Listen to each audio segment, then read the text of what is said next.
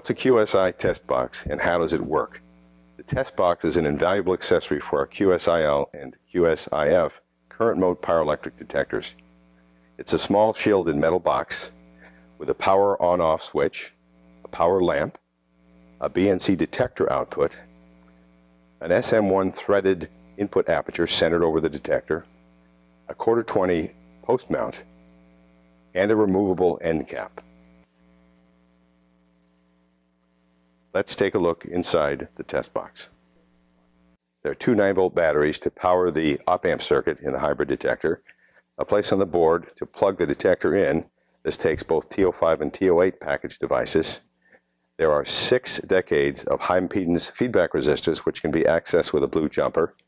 There's a spot for a single feedback capacitor which can be used to prevent amplifier oscillation or to create a joule meter. And there's a bandwidth control accessible with a jumper to set the bandwidth from full to 150 Hertz. Now let's show you how to plug a QS5IL into the test box. First, we remove the end cap and slide the cover off.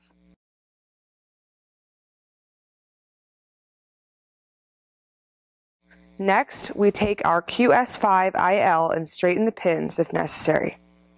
Now, we're going to align the tab on the header with the tab silk screened on the circuit board. Note, it's critical that the header is aligned properly. Damage to the op-amp circuit can occur otherwise. We slowly insert all 8 gold pins into the PCB. This can be a little tedious, so you must be patient.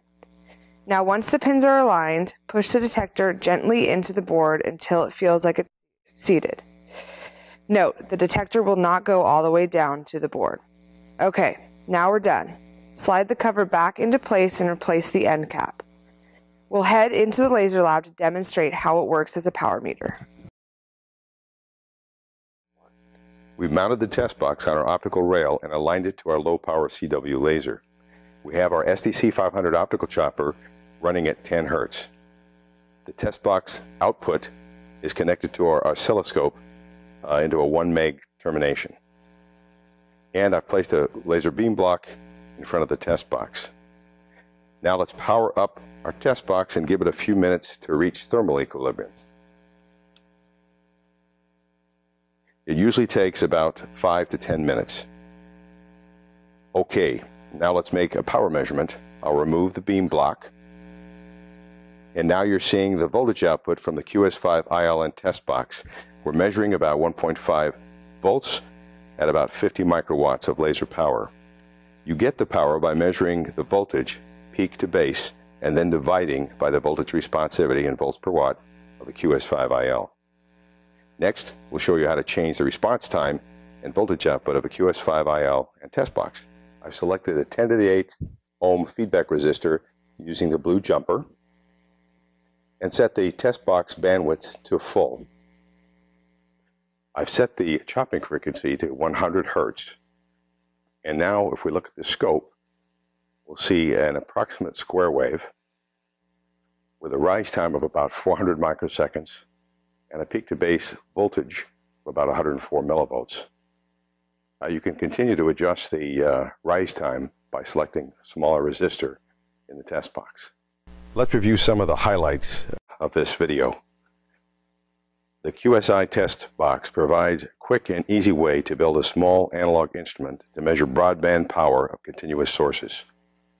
It can be used to measure the temporal shape of modulated sources at up to 100 kilohertz.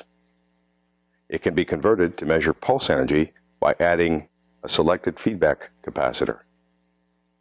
It provides an incredibly versatile detector capability in any lab, from the deep ultraviolet to the far infrared and beyond.